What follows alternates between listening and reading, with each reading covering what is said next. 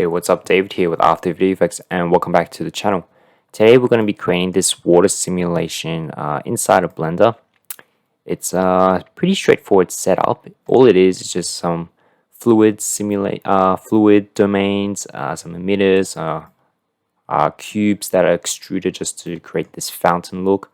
I actually got a reference image when I was Googling just how I wanted my fountain design, and I found this image on the internet, so I decided just to go off that and then just try to make it as best as I could, I guess. Yeah, and then I got some lights here, and then just a plane just to depict that it's on a table or like on a floor or something like that. I don't know, but yeah. Without further ado, let's take a look at what we're going to be creating.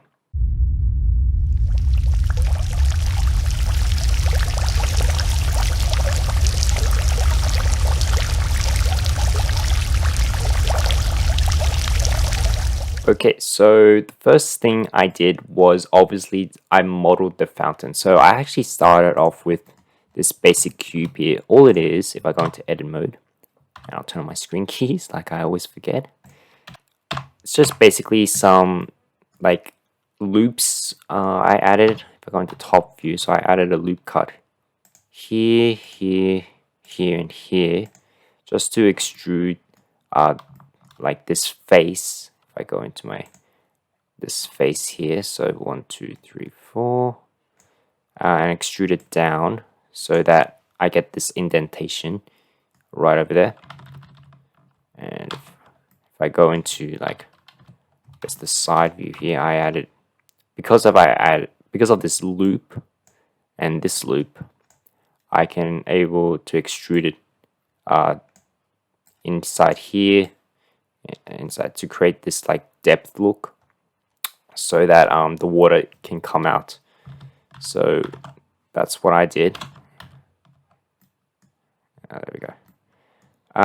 Yeah, so I used that as my basic foundation, and then I added I would say 4 cubes. So I have one on the right here, so I basically just extruded it on the z-axis, and then I replicated my original, and then I let's go with the top cube to make this kind of look, and then I got another one here just so that it's like inside of here. And if you go into wireframe mode, you can see like it's cut off a little bit. I try to make it cut off a little because the water simulation would then just overflow here. So I did have run into a few problems with that, so just keep that in mind. But other than that, pretty sure I had another cube. I just forgot what it was called. Bottom cube, yeah. And this is where all the water would just flow in as well. So that's pretty much the setup for how I created the fountain design.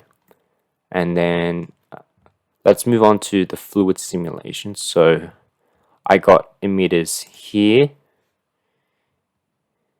here, and here, and it's really literally a cube. That is it. Now you may get some problems with the fluid simulation of why it's not emitting. Just be sure that your cubes are like quite large enough for the water or the fluid simulation to be emitted from these cubes. I'll leave a link in the description below for where you could a video tutorial that I found that some of the common problems with Mantaflow you may encounter and how to find the solutions for those problems. So just keep that in mind.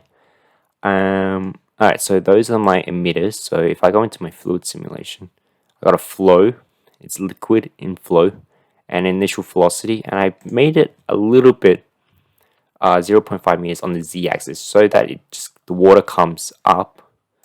So the water is, so this was a side view of my, let's go to a side view so that the water would just come up just a little bit, okay?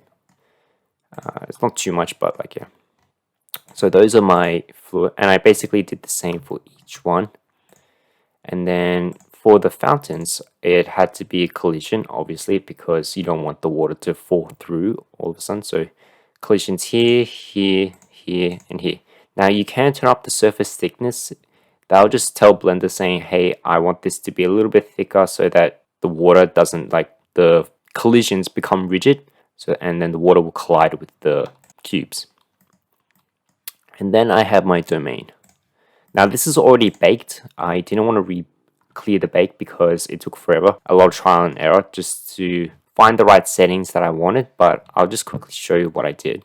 I set the resolution to 100, which is pretty low, a fluid simulation, but that's because of hardware purposes, and I didn't want to overheat my laptop or crash it because I'll have some major hardware problems, and I didn't want to encounter that. I set the timescale to 0.8. I did find the water simulation to be going a little fast, so just set that down a little bit. I set the minimum time steps to 2, so I doubled it than the initial settings. That's because I want just to make sure that I didn't want to have any problems with the water simulation. It does take a bit of time, but I think it will definitely be worth it. I left these settings the same. I just turned down the particle radius because as the fluid simulation plays, you will start to encounter like how it starts off like the volume of the water is little, and then as it plays, it starts to get accumulate, and then it starts to get larger and larger, and didn't want that, so turned that down to 0.8. And I just have my usual particles, so spray, foam, and bubbles. I just left these the same and turn on mesh, and I didn't change the settings because increase the factor, that'll increase the render time. Oh no, it's the bake simulation. And then yeah, and then this will say bake, and then just bake it from start to finish, and then just let that do its job. And then once you're done, you should get something like this. Now I did disable spray foam and bubbles as I was rendering because it did take quite a bit of time, so I didn't want to do that, but I'll just show you how you could set up the bubble and foam. So I've got my bubble right here. It's a pretty tiny icosphere and it's very low res. That's important. You want it to be very low res because you're going to be rendering thousands of these in the simulation, and you don't want this to be a high res. And my where is it? Foam is right here. There's not much difference, but the material setup is different, and I'll talk about materials soon. But I just want to talk about just the modeling process of how I set this up first. And then I've got the table, which is just basically a large plane, and then I kind of rotated it a little bit just so that it kind of matches with my camera view here. Okay, one final trick I want to discuss is how I created this camera animation that is just slowly pulling out, and then I'll just actually hide the fluid simulation for how this camera is pulling out, and then it's just starting to, I guess, zoom out and then just come out and show the full view of the camera. So what I did was, only trick I did was I splitted the view. I made one of the views a camera view like this, so I can see what's happening in real time. And then I had this empty pick whipped to the camera. So just be sure like the empty is like not exact, but in line with the anchor position for the camera. And you can just start playing with this empty until you want it to get the right camera angle and rotation. So I just scrubbed along the timeline, and then like I moved the camera around, and then I used the left side as the reference for what I was looking at. So I basically did that throughout the entire timeline, and then just played with the rotation as well. So, and I turned on auto keyframe so that as I moved the camera, or the empty in this case, or rotated it or anything like that, keyframe will generate it automatically, so that I don't have to press I, hit a location key or rotation key, stuff like that. It's just a lot easier for that auto keying. So just a friendly trick. Okay, so now that we've covered that, let's actually move on to the materials. because the materials is very important. So let's start with the HDR. So I took a bunch of HDRs and just experimented with the lighting, I guess. So this is my HDR that I chosen. It is a Christmas photo studio. I don't know what. I guess that's pretty good. As soon as I saw it, I knew it was well lit. It was even lighting, and it was just indoor setting. So that's what I wanted. I'll leave a link for where you could download this HDR. But yeah, I turned down the strength, and that was the world output. And that was it. Let's go into the object. Let's start with this. So what I have here is a concrete material, and all it is basically, I used the node wrangler. It's this cheapest, the most easiest way to just set up your materials, quick and easy.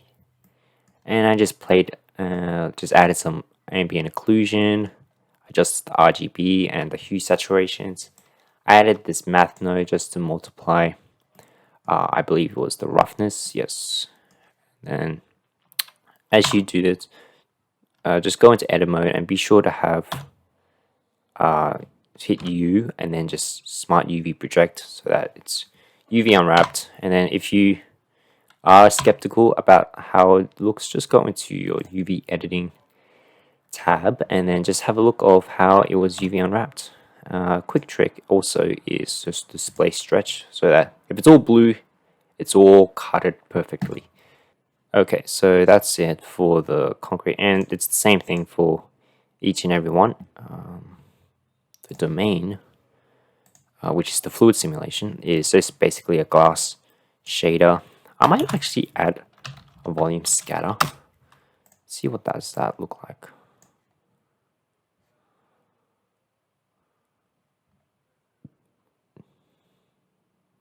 Doesn't really make a difference, did it?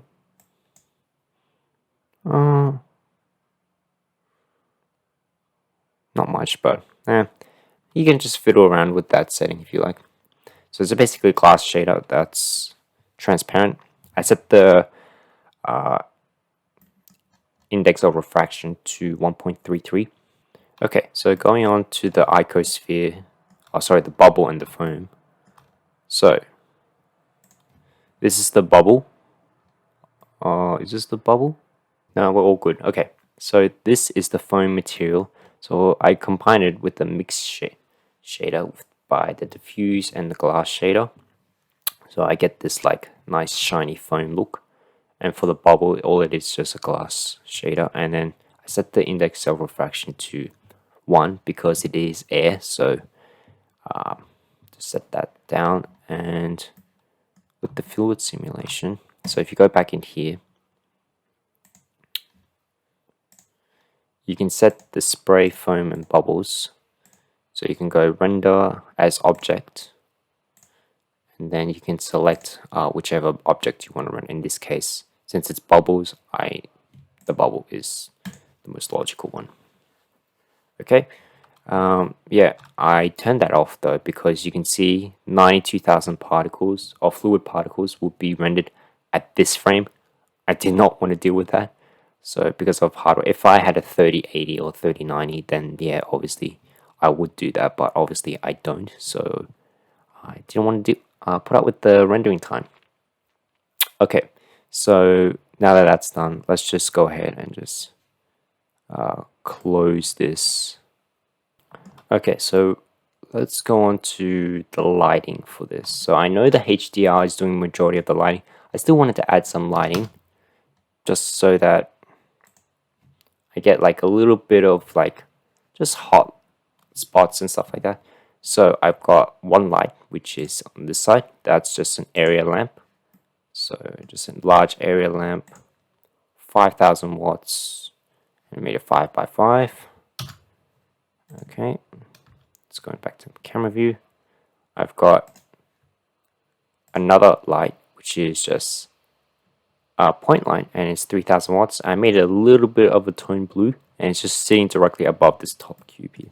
So if you go into top view, it's just sitting above here. and I've got a last light, and that's just like a backlight for this area here. So, and it's just not strong light, but it just helps with the lighting in this area. Okay, and I'll show you my compositing tab. So it's a pretty interesting setup. Looks like a spider web here, but I'll do it.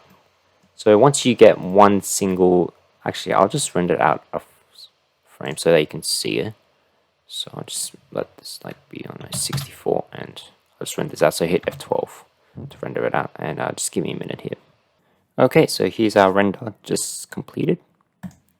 So if we go back into our compositing tab, you can see here that we've got our render selected here. So let me show you what I've done first. So first thing, I've got a color ramp just to crush some of that black so we can get some white highlights.